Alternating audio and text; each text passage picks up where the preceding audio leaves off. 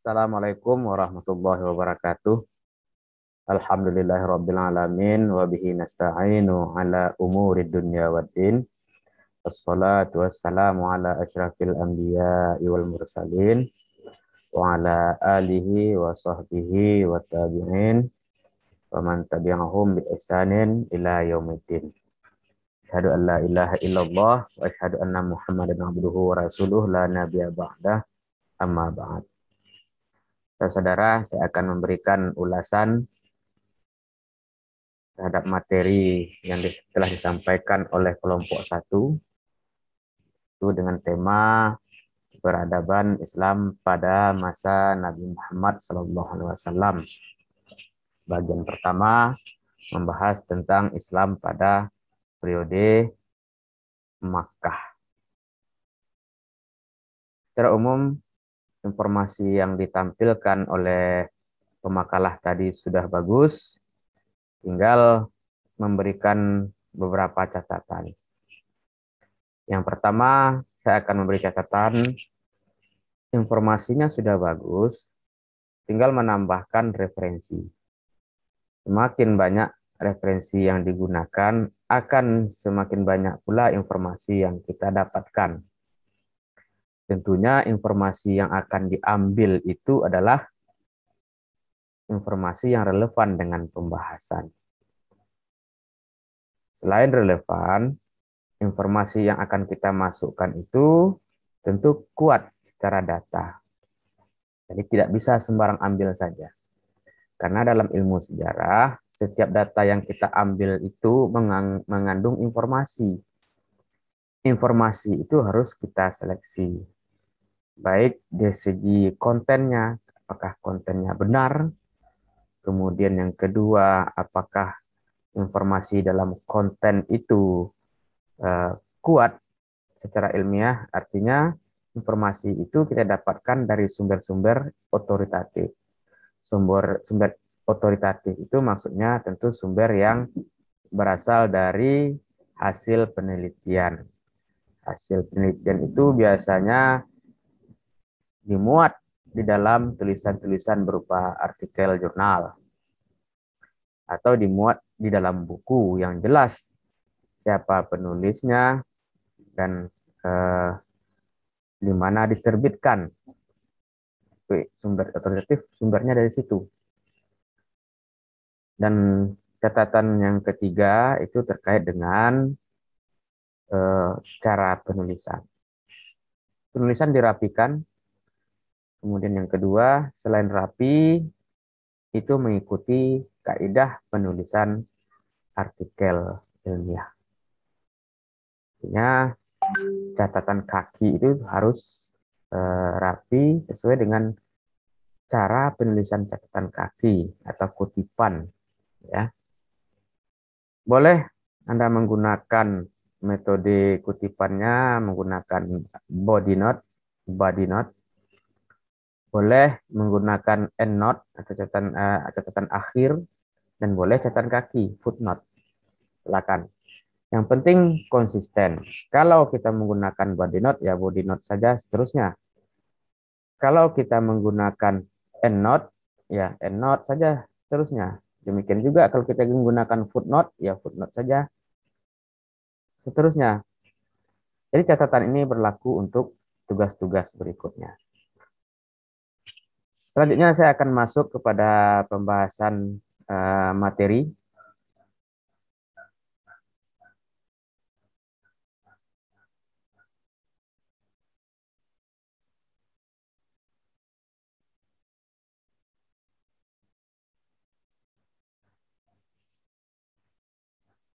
Ya, ini yang akan kita bahas ya.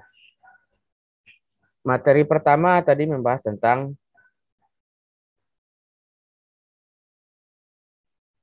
perkembangan Islam pada masa Nabi Muhammad SAW. Bagian pertamanya itu tentang dakwah Nabi di Makkah atau Islam periode Makkah. Boleh digunakan istilahnya kedua-duanya.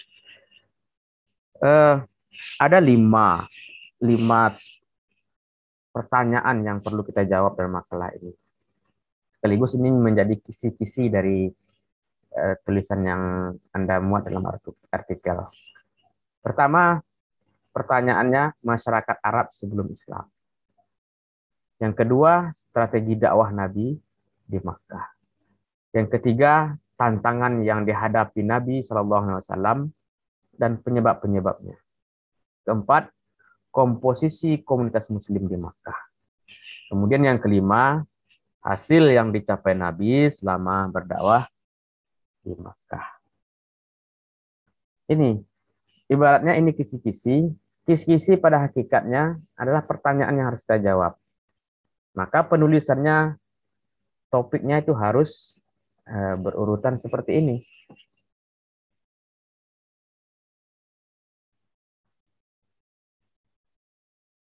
Kita lanjutkan.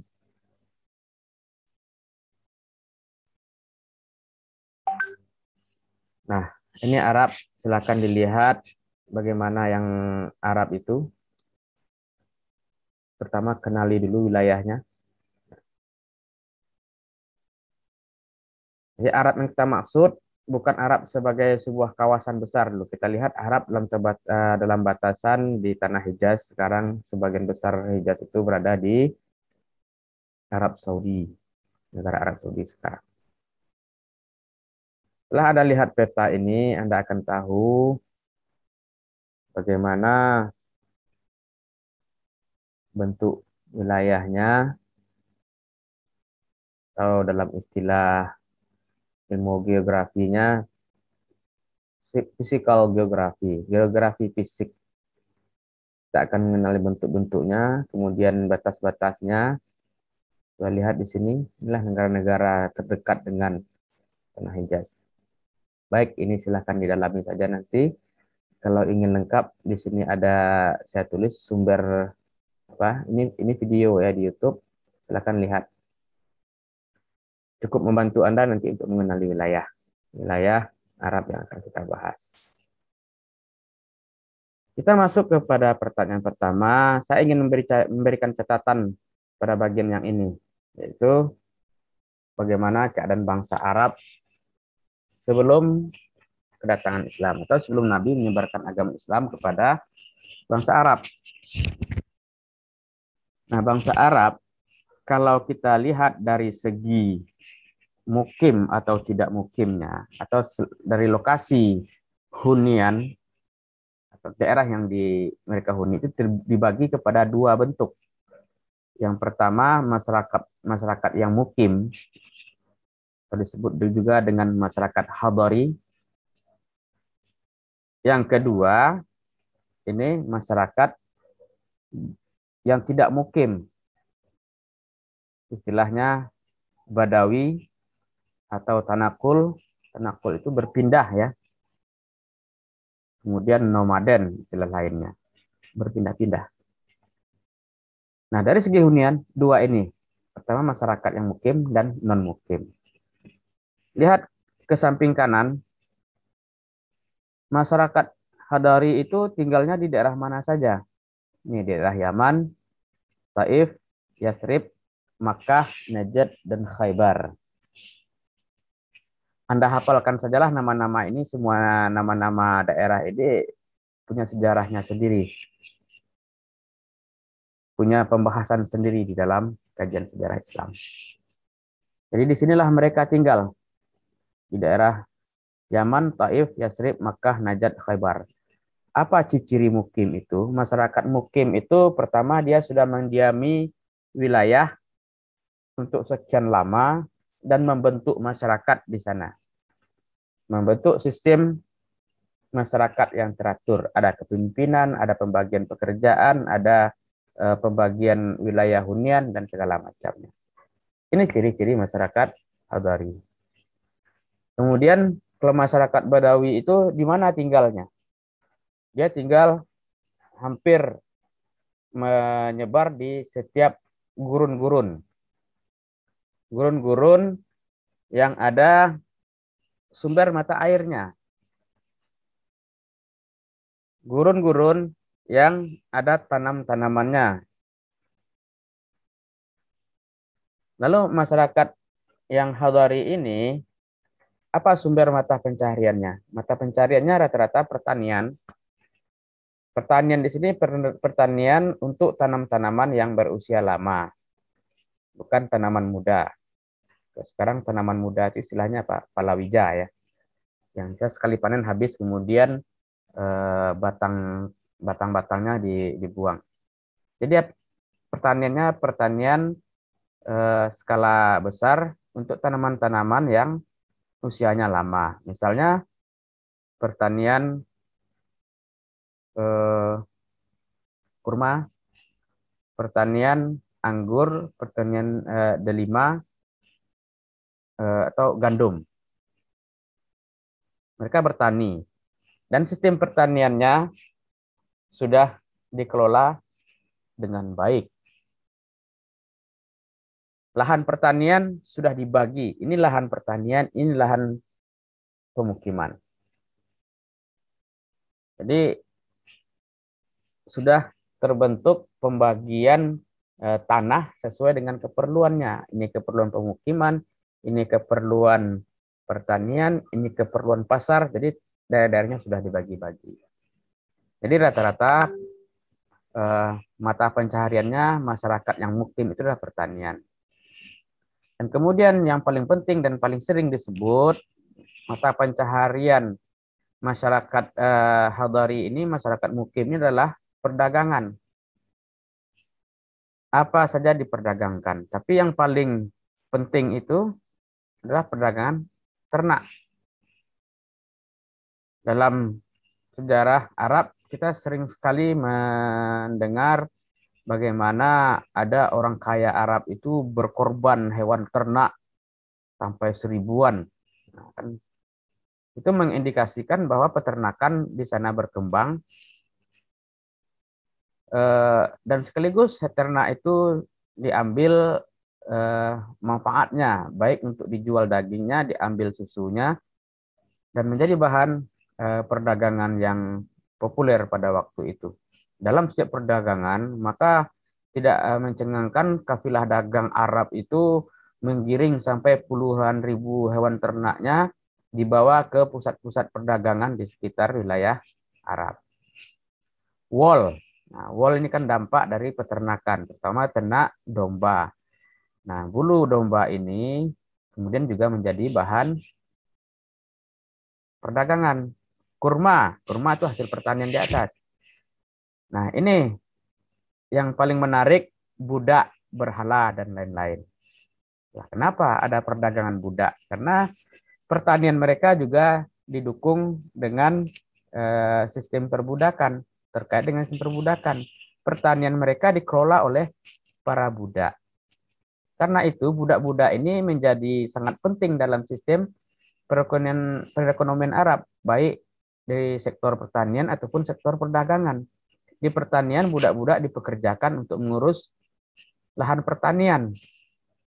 Di perdagangan, budak-budak dipergunakan untuk membawa dan menjaga barang dagangan. Karena itu budak selain dimanfaatkan untuk dua kepentingan di atas, ternyata juga diambil manfaat ekonomisnya. Mereka juga dijual. Ada pengusaha-pengusaha bidang pertanian yang butuh budak untuk menjaga kebunnya, ya beli budak. Kemudian untuk perdagangan ya untuk membawa bardangan beli budak. Tidak hanya untuk itu, budak-budak kadang dibeli juga untuk kepentingan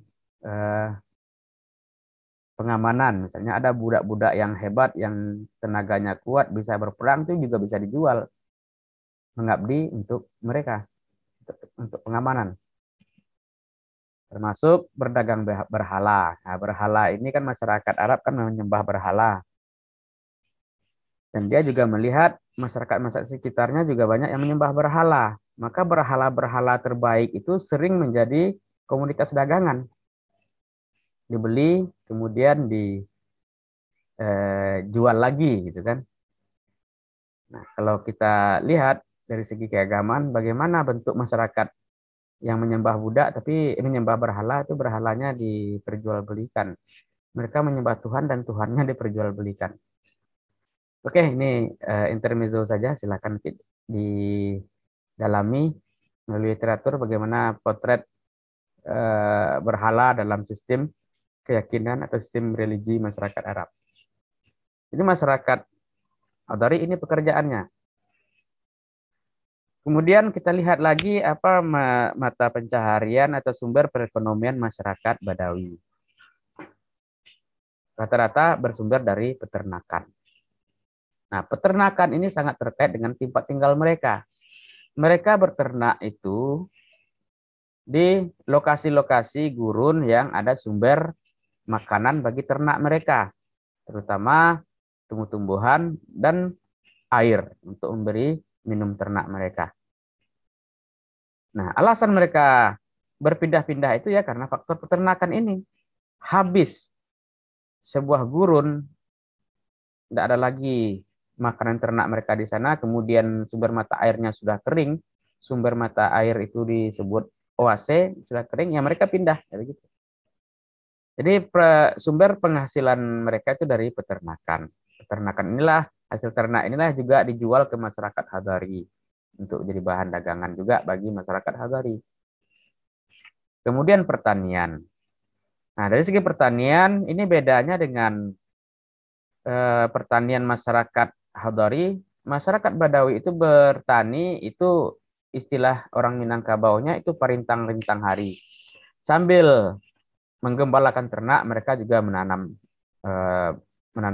tumbuh-tumbuhan yang dapat mereka manfaatkan untuk sehari-hari.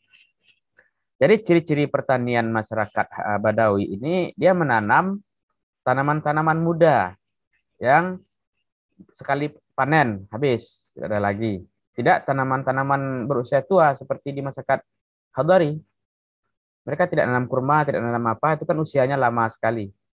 Jadi mereka beternak tanaman-tanaman muda yang usia panennya itu sangat pendek.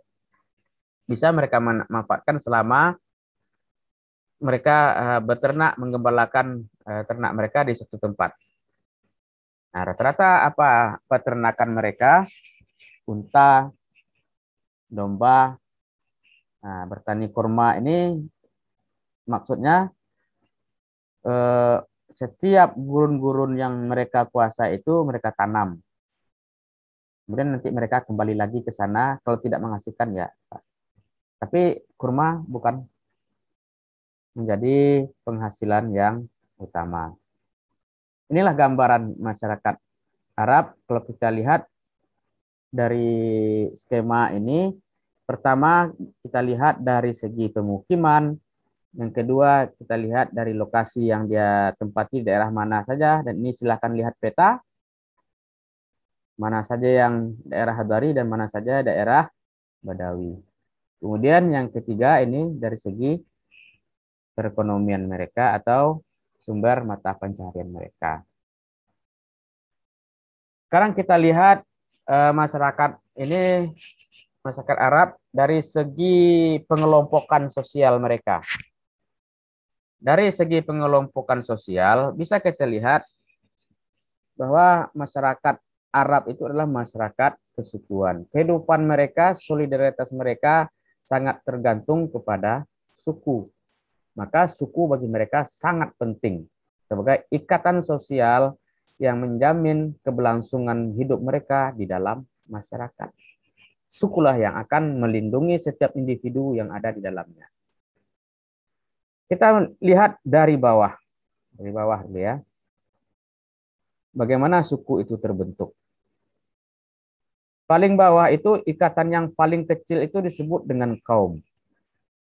Kaum itu terdiri dari rumah-rumah tangga. Rumah-rumah tangga atau bait. Bait itu terdiri dari ayah, ibu, dan anak-anak. Atau kalaupun ada generasi ke atas itu orang tua dari ayah, kakek, nenek. Tapi penghitungan dasarnya berdasarkan keluarga. Nah, kumpulan dari keluarga-keluarga inilah yang membentuk kaum. Selanjutnya, di atas kaum ada bani. Bani ini bisa kita lihat sebagai kumpulan orang-orang seketurunan. Ya. Bait ini membentuk kaum, kemudian qabilah. Nah, ini dari mana asal kata qabilah ini? Kaum dan kabilah ini pada hakikatnya sama. Perbedaan istilah saja. Nah, jadi setiap kaum ini kan berkembang, ya. Rumah tangga ini berkembang. Kalau kaum ini ikatannya puncaknya berada pada kakek, kakek yang ketiga berarti kakek buyut. Nah, di sini kumpulan dari kakek buyut ini bentuk kabilah. Nah, kabilah ini berkumpul menjadi beberapa, menjadi bani. Jadi Bani Hashim misalnya kan itu terdiri dari beberapa kabilah. Atau ada juga yang menyamakan penggunaan istilah Bani ini disebut saja dengan istilah kabilah. Jadi ada yang menyamakan. Sama, Bani atau kabilah itu maksudnya sama. Siapa yang memimpin di kabilah ini? Kabilah itu dipimpin oleh laki-laki tertua di antara mereka, asy-syaikh. Mau pintar, mau bodoh segala macam, tapi tetap dipimpin oleh syekh, kakek orang tua. Dan begitulah mereka menghormati nenek moyang. Begitulah mereka menghormati puncak dari kepemimpinan keluarga mereka. Walaupun syekh ini sudah tua, lemah, sakit-sakitan, atau dalam kadar tertentu mungkin kemampuan memimpinnya rendah, tapi mereka ditopang oleh kepemimpinan di bawahnya. Syekh ini dibantu oleh orang-orang terbaik di dalam kabilah itu. Jadi yang melaksanakan pemerintah itu, melaksanakan kepemimpinan itu adalah orang-orang di bawah mereka, tidak melulu syekh. Tapi syekh adalah simbol kepemimpinan utama dari mereka. Karena syekh inilah yang menjadi sumber penamaan. Sumber penamaan terhadap kabilah itu. Kabilah Bani Makhzum, dari kakeknya Al-Makhzum. Nah, kan itu. Kemudian di atas Bani ini ada Syu'ub. Ini yang bangsa. Kumpulan dari Bani atau kumpulan dari kabilah-kabilah. Juga dipimpin oleh syekh. Polanya sama. Lalu yang suku itu yang di mana sebenarnya? Yang suku adalah di bagian yang kedua ini. Bani atau kabilah.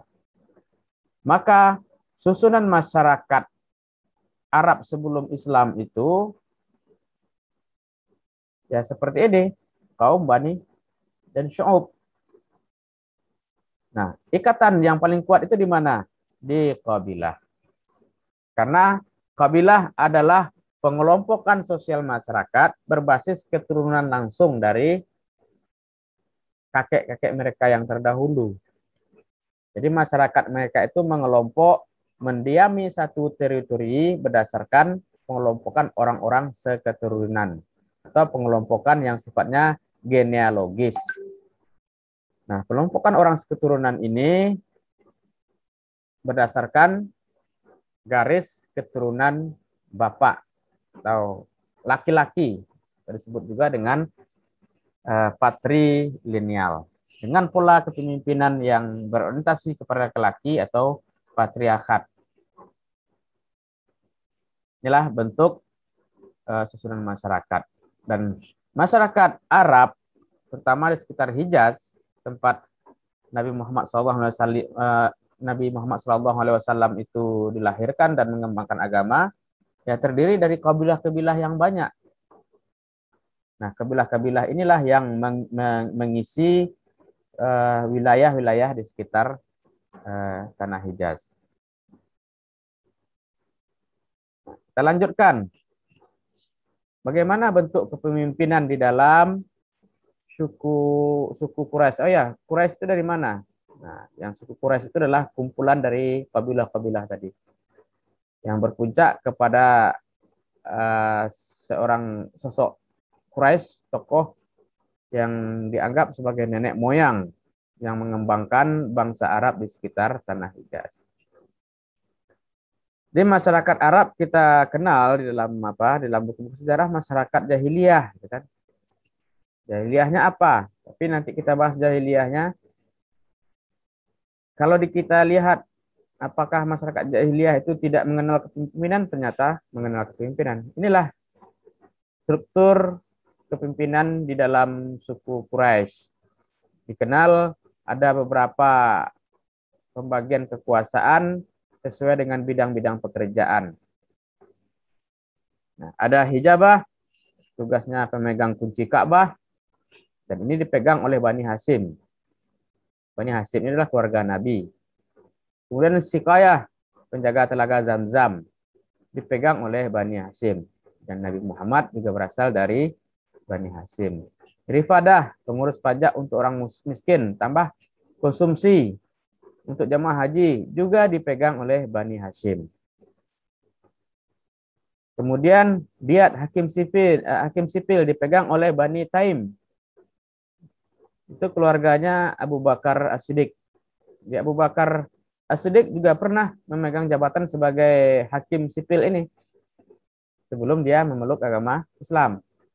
Ada Sifarah, duta besar, diplomat. Ini dipegang oleh Bani Adi, keluarga Umar bin Khattab.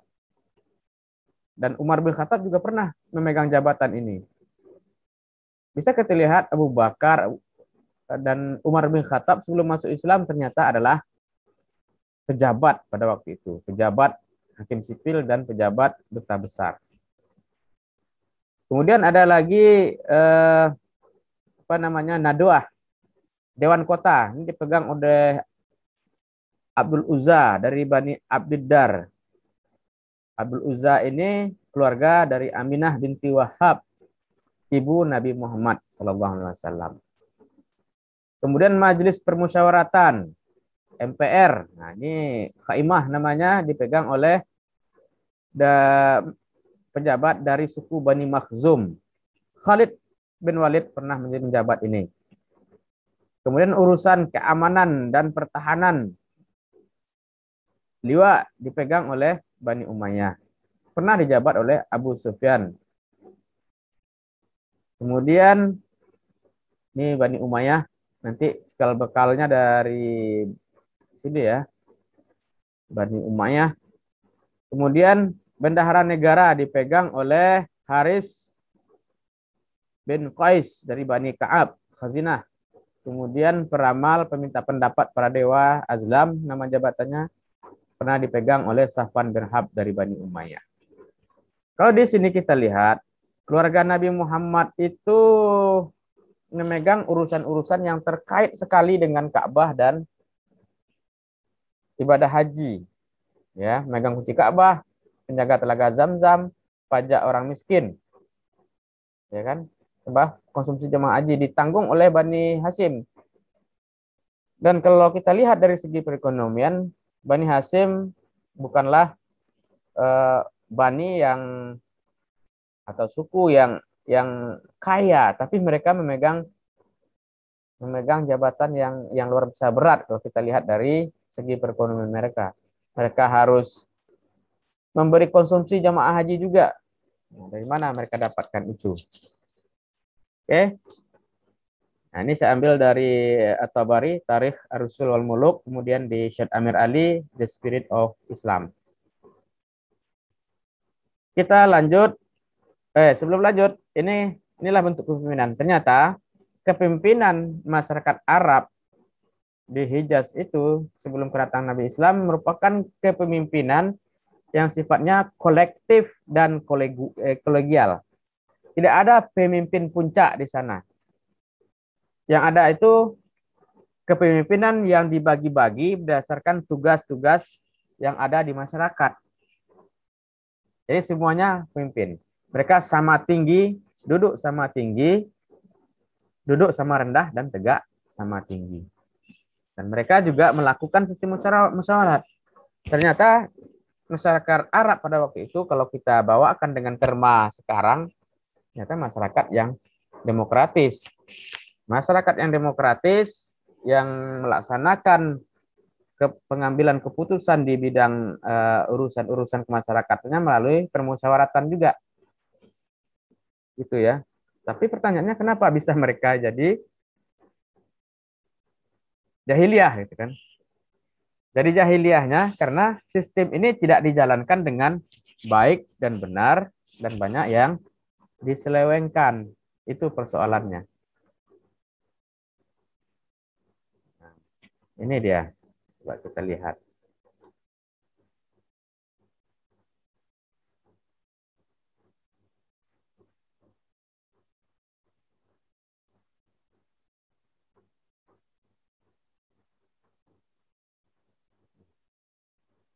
Ya,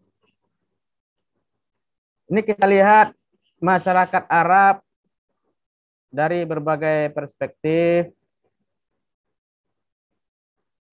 ya.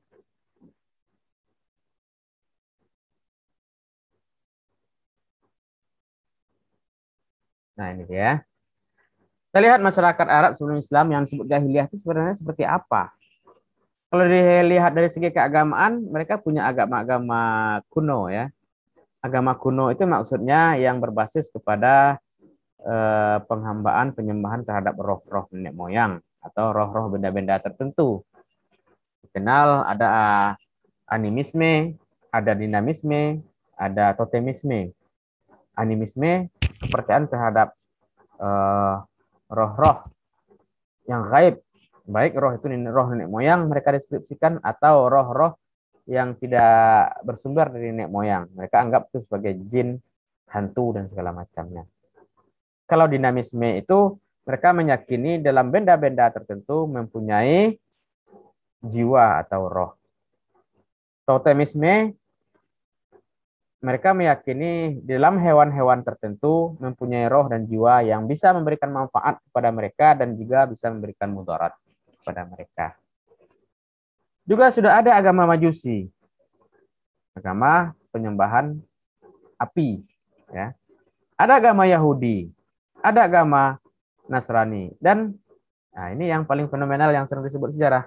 Mereka juga menyembah berhala sebagai media sesembahan terhadap tuhan-tuhan apa yang mereka yakini. Berhala menjadi media sesembahan. Dari segi sistem sosial mereka masyarakatnya sudah teratur, mempunyai sistem kesukuan, memiliki kelas sosial.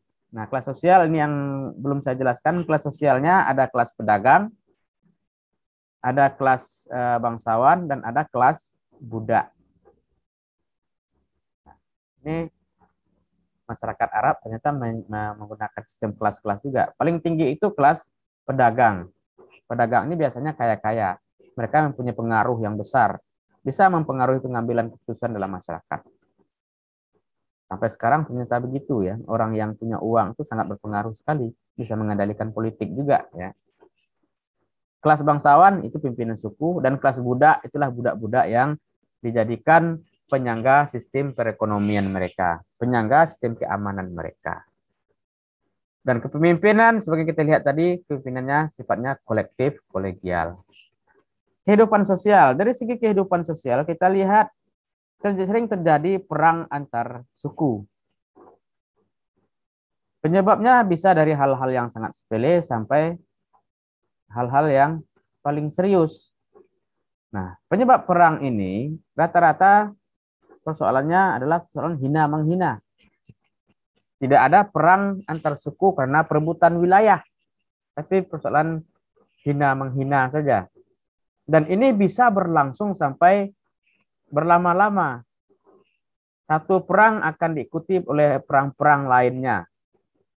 Jadi perangnya itu mengandung sistem pewarisan dendam. Ya, dendam itu diwariskan secara turun-temurun. Mereka akan saling berbalasan. Sekarang kalah, besok berusaha untuk menang. Ketika mereka menang, kemudian dikalahkan lagi, mereka begitu terus-menerus. Terjadilah proses yang lama. Sehingga perang antar suku itu bisa berlarut-larut dari segi waktu. Kemudian ada lagi perbudakan yang digunakan untuk kepentingan perdagangan, untuk kepentingan perang juga. Jadi jangan disangka yang perang itu anggota suku mereka saja, tapi mereka juga menggunakan budak-budak sebagai tentara untuk perang antar suku.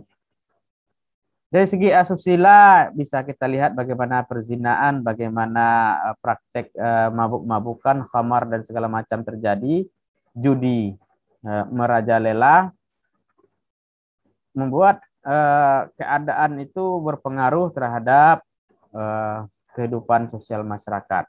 Artinya masyarakatnya, kehidupan sosialnya tidak baik. Merajalelanya judi akan berdampak kepada kehidupan yang lain.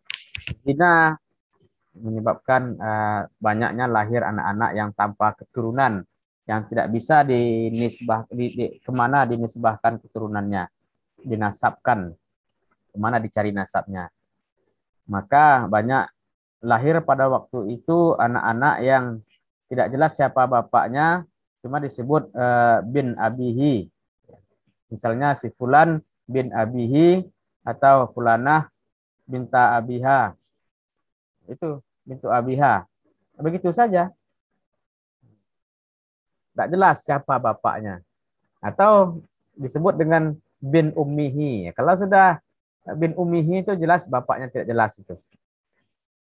Kemudian penistaan perempuan bisa kita lihat dalam praktik prostitusi, jelas wanita tidak dihargai. Kemudian perempuan tidak mendapatkan tempat dalam sistem sosial mereka. Kemudian kenapa? Wanita ini sering dijadikan alat tukar dalam perdagangan, misalnya antar pemimpin itu bisa biasa saja tukar menukar istri demi memperlancar hubungan kedua belah pihak, gitu kan? Bisa mereka berikan saja istri mereka kepada orang lain yang diinginkan. Apalagi yang istrinya cantik, misalnya punya keunggulan-unggulan tertentu, itu mereka sebenarnya di samping senang punya istri yang cantik dan punya keunggulan, tapi juga mereka khawatir seandainya ada kolega bisnis dari suku lain melihat istrinya, ya dia khawatir jangan-jangan ini diminati juga oleh orang lain. Antara sayang dan menghormati sistem sosial itu kan membuat mereka dilematis, ya. Tapi dari segi kalau kita lihat dari hak perempuan itu sangat dinista sekali. Dan oleh sebab itu makanya bangsa Arab itu kadang merasa malu punya anak perempuan. Dan dalam banyak kasus terjadi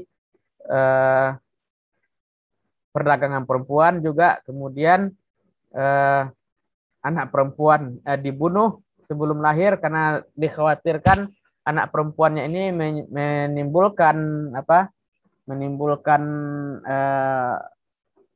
dampak buruk kepada suku mereka, dipermalukan dan segala macamnya. Dan itulah yang disebut dengan jahiliyah itu. Nah, kehidupan ekonominya sudah kita bicarakan tadi, bertani, berdagang, beternak. Nah, kegiatan di atas pada umumnya ditunjang oleh sistem perbudakan. Jadi itulah masyarakat Arab adalah disebut dengan masyarakat jahiliyah. Tapi jangan sampai dilupakan bahwa keadaan-keadaan seperti ini tidak hanya terjadi pada bangsa Arab, tidak hanya terjadi di di masyarakat Arab, tetapi juga terjadi di masyarakat lainnya di seluruh penjuru dunia, meskipun bentuknya berbeda-beda. Nah, karena kita mengkaji sejarah peradaban Islam dengan basis teritori kajian kita, basis wilayah kajian kita itu adalah Arab, seolah-olah kita mengesankan bahwa yang jahiliyah itu hanya orang Arab. Sebenarnya tidak. Ini adalah persoalan yang dihadapi oleh dunia pada waktu itu. Sampel diambil saja satu bangsa Arab itu sudah menggambarkan bagaimana kehidupan dunia pada waktu itu. Nah, dalam kondisi masyarakat yang seperti inilah Nabi Muhammad SAW dilahirkan. Nah, dengan demikian relevan dengan tugas kenabian Nabi Muhammad SAW. Nabi Muhammad diutus oleh Allah Subhanahu wa taala untuk mengatasi persoalan-persoalan seperti ini, baik di Arab maupun di luar Arab. Makanya Nabi Muhammad SAW itu diturunkan untuk seluruh umat manusia di seluruh penjuru dunia, tidak hanya untuk bangsa Arab saja. Nah, orang-orang non-Arab dulu memandang bahwa kehadiran Nabi Muhammad SAW sebagai Nabi dan Rasul itu untuk bangsa Arab saja, bukan untuk mereka. Padahal bukan, ya. Baik, kita lanjutkan. Nah, perkembangan ini yang poin kita. Saya akan menambahkan saja karena materi ini sudah lazim dibahas baik waktu di sekolah tingkat sanawiyah atau aliyah. kita ingin lihat bahwa periode perkembangan Islam pada zaman Nabi Muhammad SAW itu dibagi kepada dua periode. Yang pertama periode Makkah 611 sampai 623 Masehi, lebih kurang 22 atau 23 tahun. Dia 22 tahun kalau pakai tahun Masehi, 23 tahun kalau pakai tahun Hijriah. Kemudian periode kedua itu disebut dengan periode Madinah 623 sampai 633, hanya 10 tahun saja. Pertama kita lihat dulu bagaimana Islam dikembangkan pada periode Makkah. Dari segi metode, setelah Nabi Muhammad SAW menerima wahyu pertama, itu disebarkan secara sembunyi-sembunyi, lebih kurang selama 3 tahun. Kepada siapa ajaran ini pertama sekali dikenalkan? Yang pertama kepada keluarga dekatnya. Coba lihat yang diperkenalkan kepada Khadijah, kepada Ali. Itu adalah keluarga Nabi. Keluarga dekat. Ali bin Abi Thalib itu tinggal bersama Nabi Muhammad SAW. Khadijah binti Khuwailid adalah istri Nabi. Kepada mereka lah Islam pertama sekali diperkenalkan. Kemudian kepada sahabat. Coba lihat sahabat-sahabat Nabi, kepada Abu Bakar, ya kan? Sahabat, kemudian para budak-budak. Nah, selama 3 tahun ini, orang-orang yang menerima agama Islam itu ya terdiri dari keluarga-keluarga dekat Nabi, sahabat-sahabat, budak-budak. Nah, apa pelajarannya bagi kita? Kalau kita ingin menyampaikan satu gagasan, paling tidak kita harus bisa menyampaikannya dulu kepada keluarga dekat kita, kepada sahabat. Kalau sekarang tidak ada budak, ya tidak perlu ya. Kita tidak punya budak. Tidak tahulah kalau ada yang punya budak. Jadi ini, sampaikanlah kepada keluarga dekat dan sahabat. Kemudian yang kedua, baru masuk periode terang-terangan. Dan ini disampaikan selama 10 tahun lebih.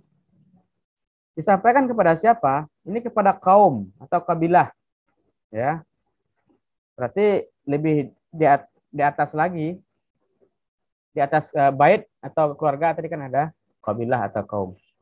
Nah, kepada mereka lah disampaikan Islam selanjutnya. Kemudian juga kepada masyarakat umum. Lalu apa hasilnya? Kalau kita lihat hasilnya dari segi pengikut Islam itu masih sedikit. Ya, belum banyak yang mengikut agama Islam. Selama 13 tahun Nabi menyiarkan agama Islam masih sedikit pengikutnya. Itu pun tantangannya sangat banyak sekali. Nah, sudahlah pengikut sedikit, tentu belum terbentuk masyarakat Islam. Yang ciri-ciri masyarakat tadi itu dia mendiami satu wilayah, mempunyai sistem kepemimpinan, dan berjalan untuk jangka waktu yang lama. Itu kan masyarakat ciri-cirinya seperti itu. Jadi pada waktu itu belum ada terbentuk masyarakat Islam. Yang baru terbentuk adalah komunitas Muslim. Komunitas ini adalah kelompok. Nah, kelompok orang-orang pemeluk agama Islam. Jumlahnya sangat sedikit. Namun meskipun pengikut Islam masih sedikit, masyarakat Islam belum banyak, tapi yang paling penting dari situ, Nabi Muhammad, sosok Nabi Muhammad sebagai pembawa risalah ajaran Islam ini sudah mulai dikenal luas. Baik oleh orang yang menerima ataupun orang yang belum menerima ajaran Islam. Nabi sudah dikenal, ajarannya pun sudah dikenal orang. Bahkan sampai ke Habsyi, ke Ethiopia juga sudah mengenal ajaran ini. Apa ingin kita katakan di sini? 10 tahun pertama periode Makkah bisa dikatakan sebagai masa sosialisasi ajaran Islam. Masa memperkenalkan ajaran Islam. Apakah masa sosialisasi ini berlangsung efektif? Sangat efektif sekali. Dalam 10 tahun Nabi dikenal, kemudian ajaran Islam itu seperti apa juga sudah dikenal. Persoalannya tinggal menunggu kapan mereka akan beralih kepada ajaran Islam. Ini periode Makkah.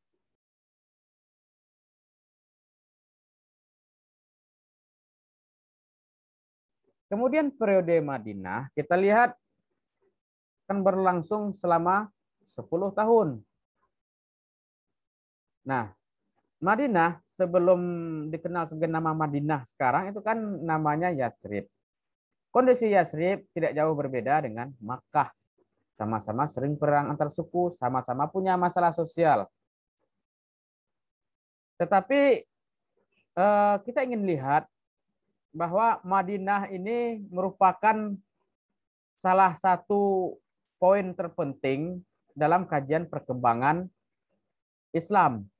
Karena disinilah Islam sebagai sebuah kebudayaan yang dianut oleh masyarakatnya sebagai sebuah peradaban mulai dibentuk secara sempurna. Kita mulai dulu bagaimana masyarakat Madinah ini bisa menjadi Islam. Ya, pertama,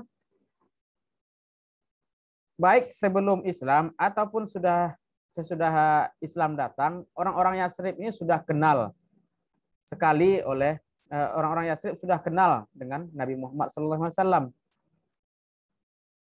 Karena kalau kita lihat dari keluarga Nabi itu, dari jalur pamannya itu, kebanyakan tinggal di Yathrib, di Madinah itu, ya. Misalnya kakek Nabi Muhammad itu masa kecilnya dihabiskan di Yathrib. Kemudian ayah Nabi Muhammad SAW karena dia punya kerabat di Yathrib, dia sering bolak-balik ke sana. Dan dia meninggalkan di sebuah tempat di antara Makkah dan Madinah. Dan ingat ketika Nabi Muhammad SAW waktu kecil pergi bersama ibunya ke Yathrib untuk berziarah ke makam ayahnya, kan meninggal juga di antara kota Makkah dan Madinah ini, antara Makkah dan Yathrib ini. Jadi orang Yathrib sudah mengenal Nabi sejak kecil ataupun sejak masa remaja atau pemudanya. Nabi itu seorang pedagang, Nabi juga pedagang, tentu dia berinteraksi dengan orang-orang dari banyak tempat, termasuk dari Yathrib sendiri. Dan Islam juga bukan barang yang aneh. Makkah dan Madinah ini tidak terlalu jauh. Apa yang terjadi di Makkah pasti diketahui oleh orang Yathrib. Orang Yathrib sudah mengenal apa yang diajarkan oleh Nabi Muhammad SAW. Nah, ini menjadi modal dasar bagi Nabi Muhammad untuk berdakwah di sana. Ya, apalagi kondisi Yathrib yang sering perang antar suku, perang antar kaum, itu membuat mereka mengharapkan sekali kehadiran sosok Nabi Muhammad SAW sebagai juru damai. Nabi Muhammad dikenal orang yang punya akhlak yang baik, jujur, amanah, dan segala macamnya. Itu masyarakat Yathrib berharap sekali Nabi Muhammad ini bisa mendamaikan kehidupan mereka. Maka di tengah kejenuhan berperang antar suku, kekacauan kehidupan sosial masyarakat Yathrib itu, pada suatu musim haji mereka datang ke ke Makkah ingin menemui Nabi. Setelah bertemu Nabi, mereka mengajak Nabi untuk pindah sajalah ke Yathrib. Nah, tapi Nabi belum bisa menerima tawaran itu. Pertama Nabi cuma menyuruh mereka masuk Islam dulu, kemudian pulang kembali dan ajarkan Islam ini kepada anggota kaum kalian yang lebih luas. Nah, setelah perjanjian Aqabah itu baru masyarakat Yathrib mulai memeluk agama Islam. Kemudian setelah itu pada periode haji berikutnya datang lagi rombongan yang lebih banyak. Mereka kembali menawarkan kepada Nabi agar pindah ke Yathrib saja.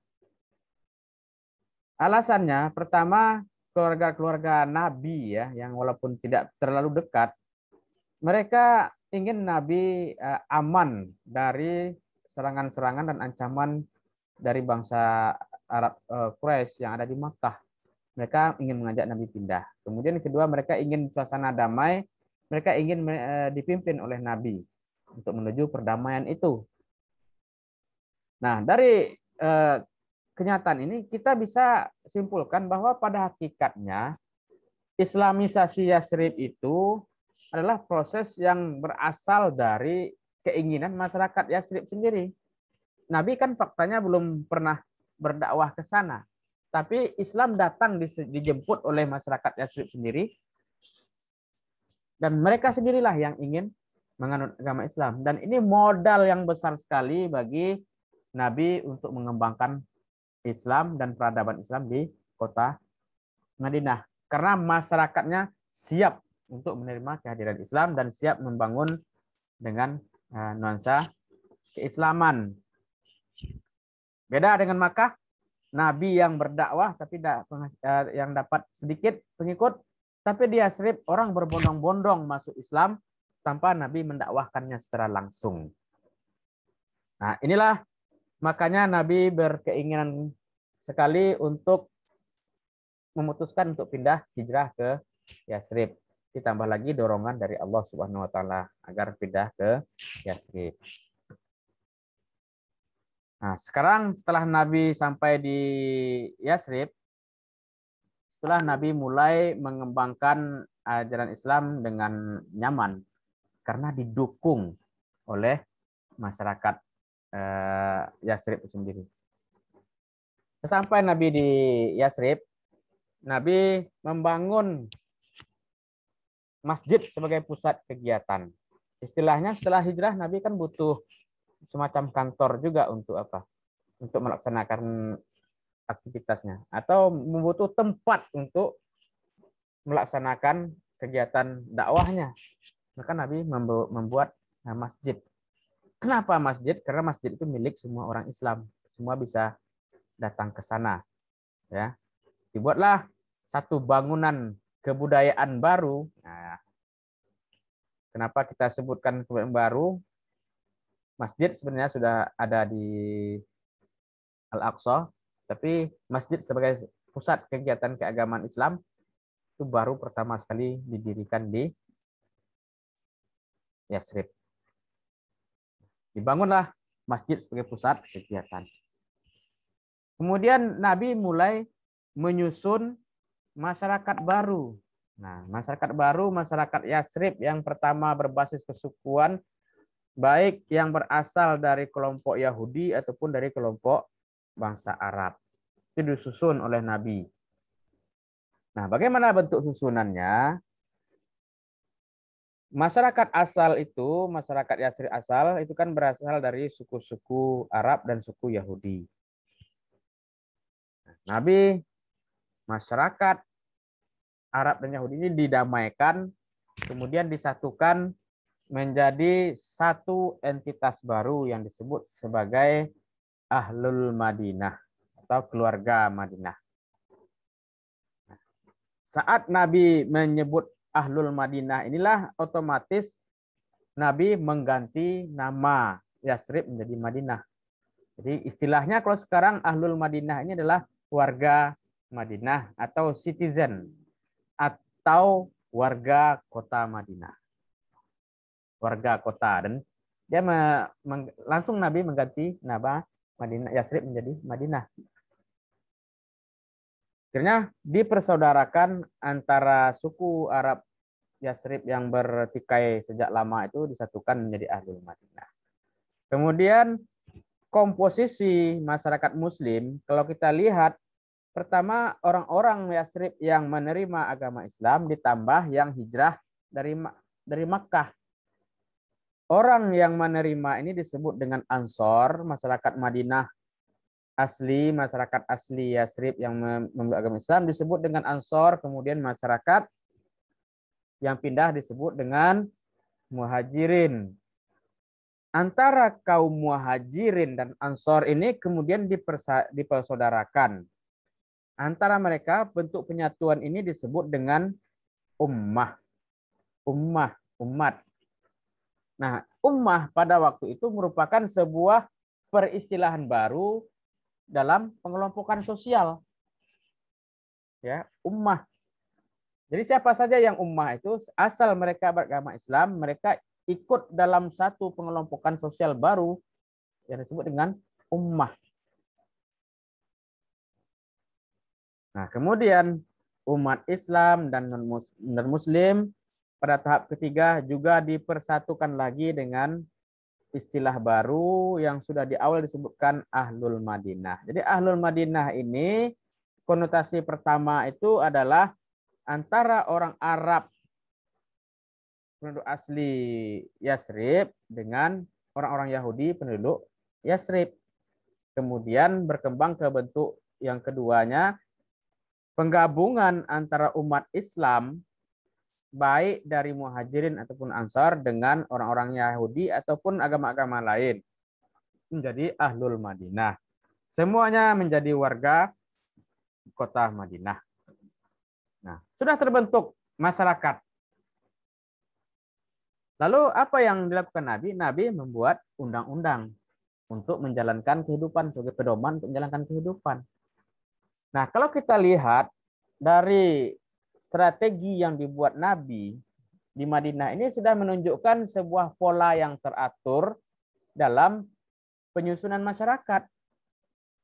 Nah, peradaban itu hidup di masyarakat.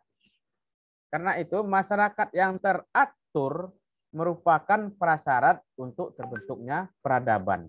Karena peradaban ini adalah hasil dari karya masyarakat yang teratur, yang sudah mempunyai sistem kepemimpinan, sudah tertata dalam susunan masyarakat yang teratur juga. Karena itu, untuk masa itu, Madinah bisa kita sebut sebagai model masyarakat modern yang diperkenalkan oleh Nabi. Kemudian yang kedua, Madinah bisa kita sebut sebagai tempat tumbuh pertama kali peradaban Islam. Dan itulah yang menjadi legasi Nabi atau warisan Nabi kepada umat Islam. Ini sistem pemerintahan yang modern pada zaman itu. Pada zaman itu rata-rata di seluruh dunia banyak menerapkan sistem kepemimpinan oligarki atau sistem kerajaan, dan Nabi tidak menjadi raja di sini. Lalu kita lihat dari proses yang dilakukan Nabi ini, apakah Nabi itu bisa disebut kepala negara? Ada banyak pendapat. Nabi tidak bisa disebut sebagai kepala negara.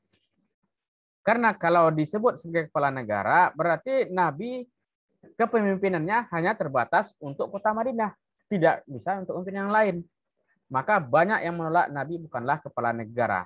Tetapi Nabi bisa dikatakan sebagai salah satu tokoh yang memperkenalkan gagasan konsep negara kota dengan menggunakan pertama sistem prinsip-prinsip keagamaan sebagai basis idenya, kemudian memperkenalkan prinsip-prinsip kemanusiaan yang didukung oleh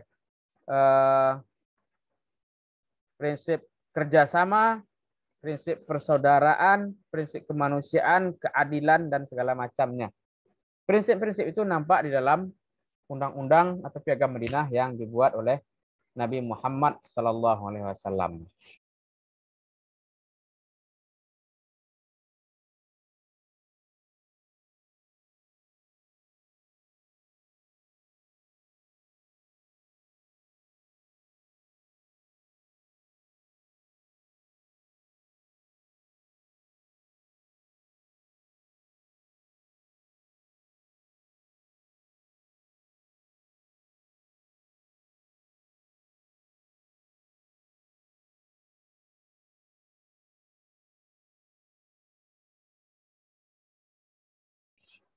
Secara keseluruhan dapat kita lihat bagaimana perkembangan Islam dalam waktu yang 23 tahun itu bisa kita lihat sebagai sebuah proses yang sangat cepat untuk mengubah masyarakat.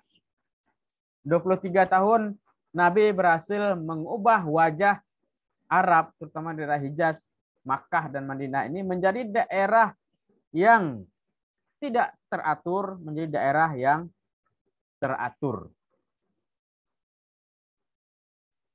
Inilah sebuah usaha yang brilian dari Nabi Muhammad SAW, mengubah masyarakat dari, kalau istilah Islamnya, minaz zulumat ilan nur, dari kegelapan pada zaman yang penuh cahaya, kejelasan karena adanya pedoman-pedoman. Ditambah lagi pedomaan yang sifatnya ilahiyah, yaitu Al-Quran dan Al-Karim, ditambah penjelasan-penjelasan Nabi Muhammad SAW melalui perkataannya, melalui perbuatannya, dan melalui takrir Nabi terhadap itu. Inilah pembicaraan kita tentang perkembangan Islam pada masa Nabi Muhammad SAW. Silakan dikembangkan gagasan ini melalui pembacaan-pembacaan terhadap literatur yang banyak. Semakin banyak Anda mencari, semakin banyak Anda dapat informasi. Semakin banyak Anda berpikir, semakin banyak Anda mendapatkan kesimpulan-kesimpulan. Itu saja dari saya. Saya ucapkan terima kasih. Mudah-mudahan bermanfaat. Wallahu a'lam bishawab. Billahi taufiq wal hidayah. Wassalamualaikum warahmatullahi wabarakatuh.